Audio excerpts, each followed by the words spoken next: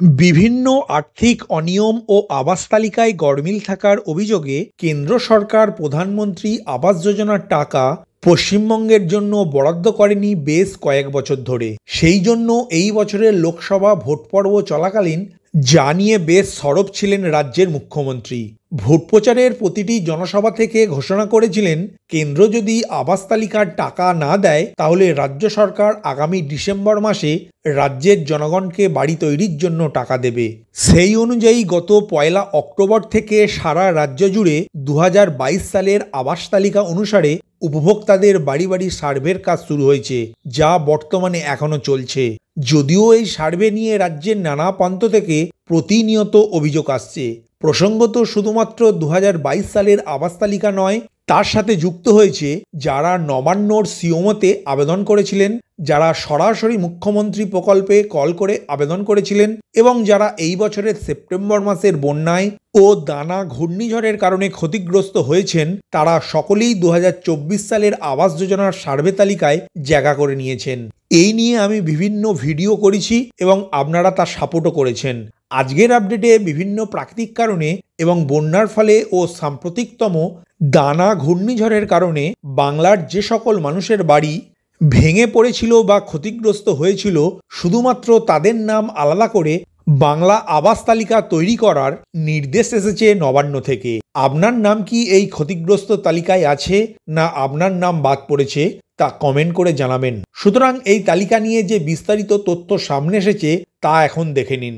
নমস্কার বন্ধু, আপনি দেখছেন আপনার প্রিয় চ্যানেল কুন্ডু টেলিকম, সাথে আমি অনিমেষ। আপনার কাছে ছোট্ট অনুরোধ, আপনি এই চ্যানেলে নতুন হলে সাবস্ক্রাইব করবেন চ্যানেলটিকে এবং অল নোটিফিকেশন বাটন অন করে রাখবেন এই পরিবারের নতুন নতুন আজকের আপডেট সবার আগে জানতে। ভিডিওটি আপনার কোনো উপকারে এলে অবশ্যই লাইক করবেন। চলুন শুরু করা যাক আজকের আপডেটটি।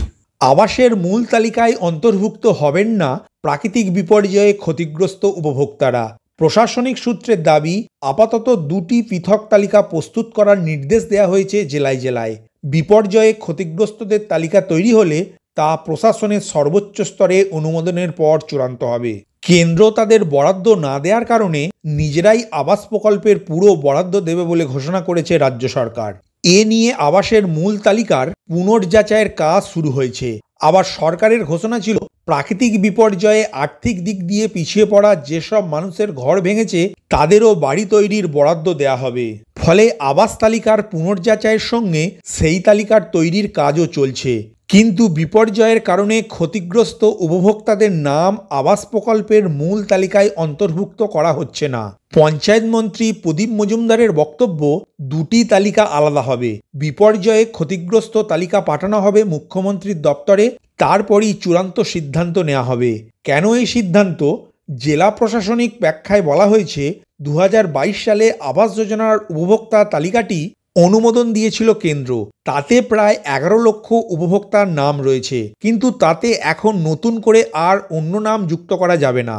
তবে পুনর্যাচাইয়ে যদি উপভোক্তা যোগ্য বলে প্রমাণিত না হন তাহলে তার নাম বাদ যাবে। সেই কারণে বিপর্যয়ে ক্ষতিগ্রস্তদের নাম ওই তালিকায় যুক্ত হওয়া সম্ভব নয়। তবে ইতিমধ্যেই আবাসের মূল তালিকা পুনর্যাচাই ঘিরে বিভিন্ন এলাকায় বিক্ষোভের খবর পাওয়া যাচ্ছে। অনেকেই দাবি করছেন, যোগ্য হওয়ার পরও তাদের নাম বাদ যাচ্ছে তালিকা থেকে। তা সামাল দিতে মানবিক হয়ে তালিকা সংস্কারের কাজ করার নির্দেশ দিয়েছে নবান্ন। এমনকি ক্ষেত্র বিশেষে কেন্দ্রের কড়া বিধিও শিথিল করা হয়েছে। সুতরাং এই ভিডিওর মাধ্যমে আমরা জানতে পারলাম, 2024 সালের বাংলা আবাস যোজনার মূল তালিকা থেকে বিভিন্ন প্রাকৃতিক দুর্যোগের কারণে রাজ্যের ক্ষতিগ্রস্তদের নাম সার্ভের পরে আলাদা করে নতুন করে একটি তালিকা প্রকাশ করবে রাজ্য সরকার, যা মূল তালিকা থেকে সম্পূর্ণ আলাদা হবে। ভিডিওটি প্রথম থেকে শেষ পর্যন্ত দেখার জন্য ধন্যবাদ। এই ইনফরমেটিভ আজকের আপডেটটি আপনার বন্ধু ও পরিচিতদের জানাতে বেশি বেশি করে শেয়ার করবেন, আর অবশ্যই কমেন্ট করবেন ভিডিও সম্বন্ধে আপনার কোনো ডাউট বা জিজ্ঞাসা থাকলে, এবং আপনার কোনো মতামত জানাবেন। ভালো থাকবেন, সুস্থ থাকবেন।